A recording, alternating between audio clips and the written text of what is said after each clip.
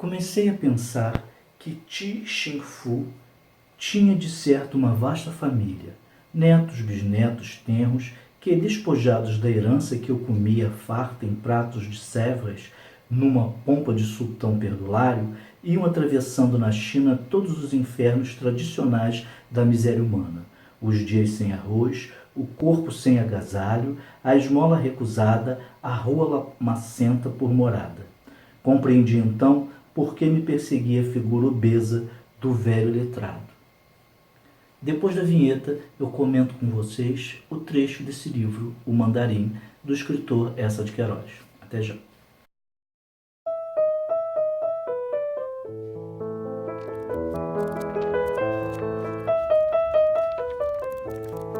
Olá, sejam todos muito bem-vindos. Esse é o canal do Escritor Cínico e hoje, sexta-feira, é dia de eu falar de livros clássicos, tanto da literatura brasileira como da literatura mundial. E eu trouxe para vocês o livro O Mandarim, do escritor português Eça de Queiroz.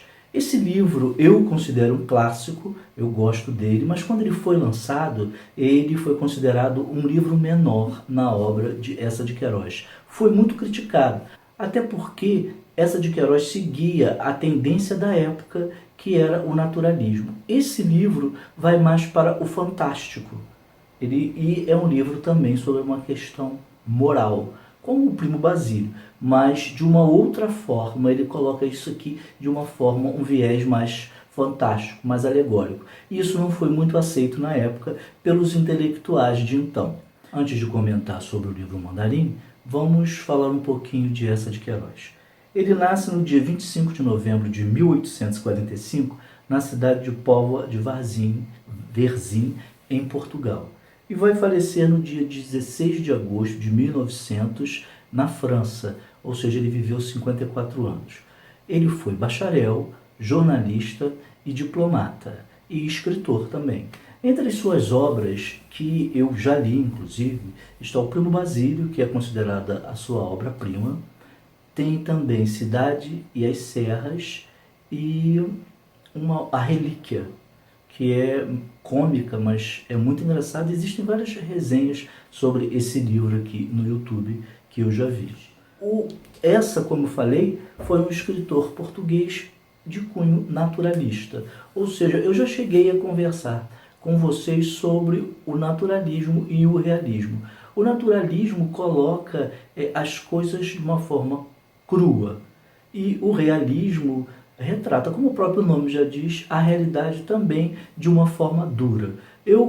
Pelo que eu li do Eça, o Primo Basílio, A Cidade e as Serras e outros livros, a sua vertente para mim me parece mais realista e não naturalista. E nesse livro ele vai contar a história de Teodoro. Teodoro é um bacharel, um amanuense, que na época era um funcionário público que vivia fazendo um trabalho de escritório.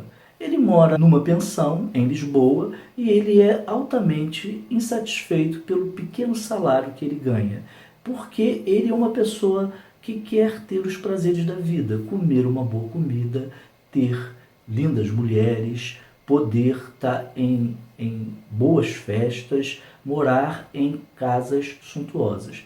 Mas o seu pequeno salário de funcionário público não permite que ele tenha esses luxos. E isso provoca nele uma amargura perpétua. Ele é uma pessoa mal-humorada, que se desentende com as outras.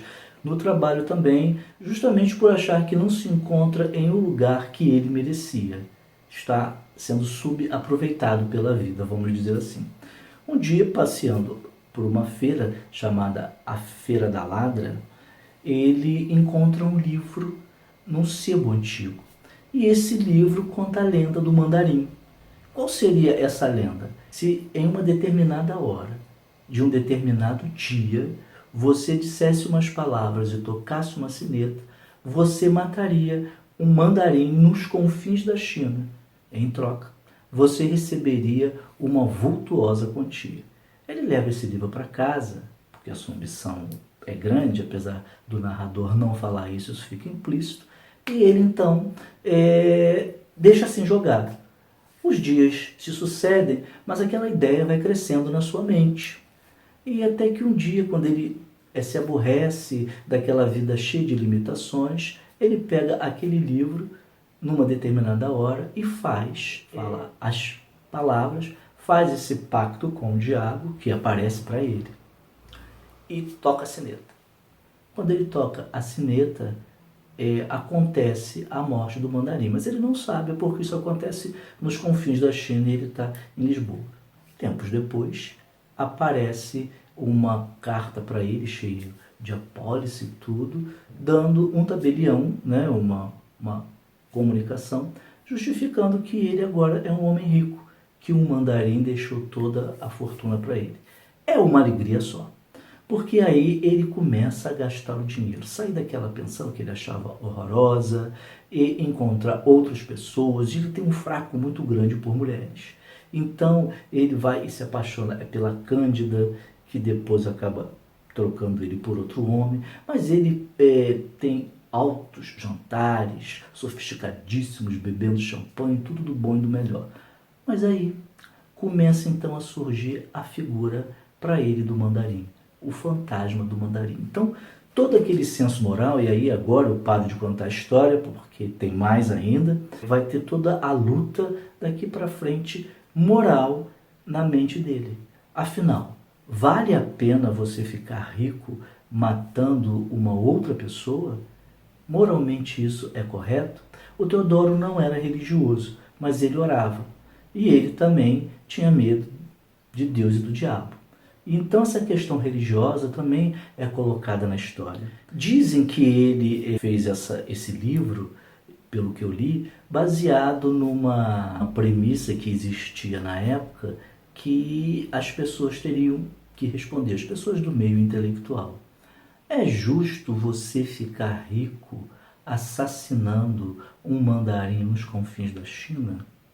Essa era a questão, mesmo que ninguém soubesse disso e que isso fosse feito por intermédio de uma via fantástica. Então, muitos escritores falaram sobre isso. E essa de Queiroz foi um dos últimos a escrever sobre essa questão moral. Então, pessoal, esse livro aqui, O Mandarim, que eu li há muito tempo, li inclusive numa biblioteca, porque eu sempre fui sócio de biblioteca e eu ficava lendo, é um livro que eu recomendo. É um bom livro, não é realmente o melhor dele, não é um livro assim, é considerado o top do Essa de Queiroz, mas é um clássico. É um clássico.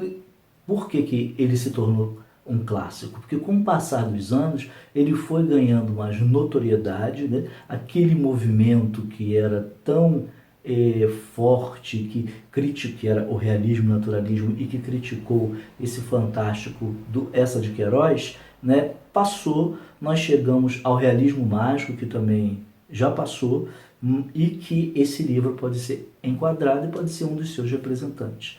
Então, se você gostou desse comentário, não deixe de dar o seu like, não deixe de se inscrever no canal se você não é inscrito, comente, compartilhe e nós nos encontramos no próximo vídeo.